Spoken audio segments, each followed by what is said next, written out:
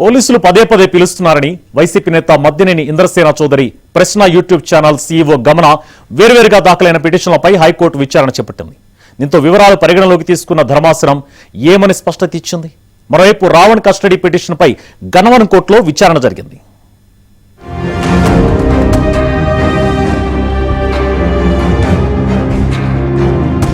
Bachalakuri Joseph alias ప్రశ్న రావణ్పై నమోదైన case విషయంలో బిఎన్ఎస్ఎస్ సెక్షన్ 175 కింద నోటీసులు ఇచ్చి గన్నవరం పోలీసులు పదే పదే తమను స్టేషన్ కు పిలవడాన్ని సవాల్ చేస్తూ వైసీపీ నేత మద్దినేని ఇంద్రసేన చౌదరి ప్రశ్న యూట్యూబ్ ఛానల్ సీఈఓ గమన వేర్వేరుగా దాఖలైన పిటిషన్లపై హైకోర్టు విచారణ చేపట్టింది.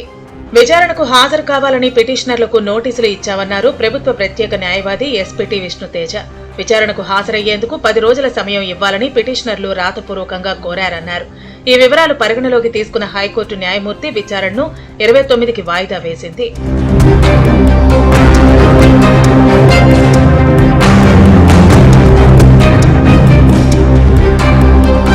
ముఖ్యమంత్రి చంద్రబాబు, ఉప ముఖ్యమంత్రి పవన్ కళ్యాణ్, ఆయన కుటుంబ సభ్యులపై యూట్యూబ్ ఛానల్ వేదికగా అనుచిత వ్యాఖ్యలు చేసిన బచ్చలకూరి జోసెఫ్ అలియాస్ ప్రశ్న రావణ్పై నమోదు చేసిన కేసులో బిఎన్ఎస్ఎస్ సెక్షన్ 175 కింద నోటీసులు ఇచ్చి గన్నవరం పోలీసులు తరచూ తమను పోలీస్ స్టేషన్ కు పిలుస్తున్నారని, పోలీసుల దర్యాప్తులో కొత్త అంశాలు వెలుగులోకి వచ్చి తదుపరి విచారణ అవసరమైనప్పుడు మాత్రమే తమను స్టేషన్ కు పిలిచేలా ఆదేశాలు ఇవ్వాలని కోరుతూ వైసీపీ నేత మద్దినేని ఇంద్రసేన చౌదరి ప్రశ్న యూట్యూబ్ ఛానల్ సీఈఓ గమన హైకోర్టులో వేర్వేరుగా పిటిషన్లు దాఖలు చేశారు.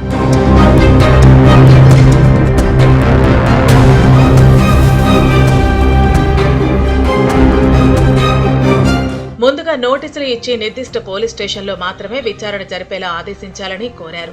విచారణ సమయంలో న్యాయవాదిని అనుమతించడంతో పాటు వీడియో రికార్డింగ్ చేసేలా ఉత్తర్వులు ఇవ్వాలని కోరారు.